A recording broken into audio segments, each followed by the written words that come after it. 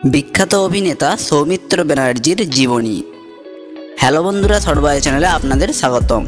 আর আজকের ভিডিওতে আমি আপনাদেরকে জানাবো বিখ্যাত অভিনেতা সৌমিত্র ব্যানার্জির জন্ম, মৃত্যু, কর্মজীবন এবং তার অভিনীত ছবির তালিকা অর্থাৎ তার জীবনী সম্বন্ধে। ভিডিওটি করার জন্য অনুরোধ করেছিলেন দেবু দাস এবং রাহুল আলী। ভিডিওটি আপনাদের জন্য এবং তার সাথে যারা সৌমিত্র ব্যানার্জির ভক্ত তাদের জন্য ভিডিওটি শুরু করার আগে আপনাদের কাছে অনুরোধ, ভিডিওটি অবশ্যই শেষ পর্যন্ত দেখুন এবং চ্যানেলটি যারা এখনও সাবস্ক্রাইব করেননি অবশ্যই সাবস্ক্রাইব করে নিন, কারণ এই চ্যানেলে সমস্ত বাংলা ও ভারতীয় সিনেমার উপর তথ্য এবং আপনাদের পছন্দের ভিডিও আপনারা পাবেন। তো চলুন দেরি না করে সৌমিত্র ব্যানার্জির জীবনী নিয়ে ভিডিওটি শুরু করা যাক। সৌমিত্র ব্যানার্জি একজন ভারতীয় অভিনেতা ছিলেন, যিনি মূলত বাংলা সিনেমাতে কাজ করতেন। বাংলা সিনেমায় ৮০ এবং ৯০-এর দশকের নেতিবাচক ভূমিকার জন্য তিনি একজন জনপ্রিয় অভিনেতা হিসেবে বিবেচিত হয়েছিলেন।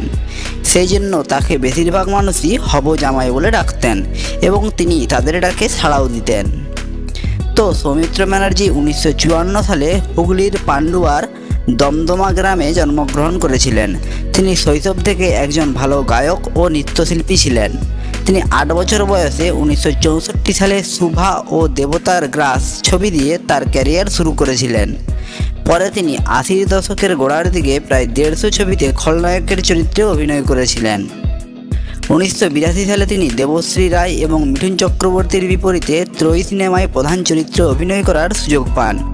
মুভিটি বক্স অফিসে সুপারহিট হয়েছিল এবং এই সিনেমার জন্যই তিনি প্রত্যেক মানুষের কাছে জনপ্রিয় ও পরিচিতি পেয়েছিলেন।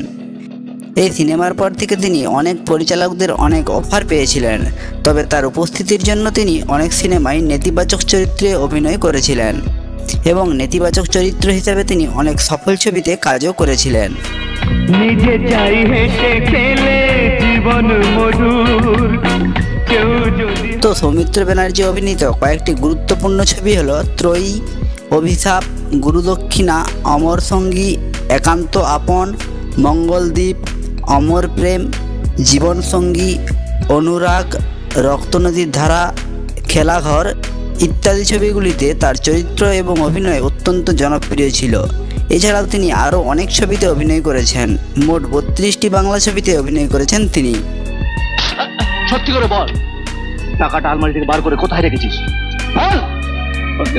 সৌমিত্র ব্যানার্জি অভিনীত শেষ বাংলা ছবি ছিল খেলাঘর। এই ছবিটি ১৯৯৯ সালে ২৪শে জুন মুক্তি পায়। ছবিটিতে প্রধান চরিত্রে অভিনয় করেছিলেন প্রসেনজিৎ চট্টোপাধ্যায়, ঋতুপর্ণা সেনগুপ্ত, অভিষেক চ্যাটার্জি প্রমুখ শিল্পীরা এবং সৌমিত্র ব্যানার্জি এই ছবিতে একটি নেতিবাচক চরিত্রে অভিনয় করেছিলেন।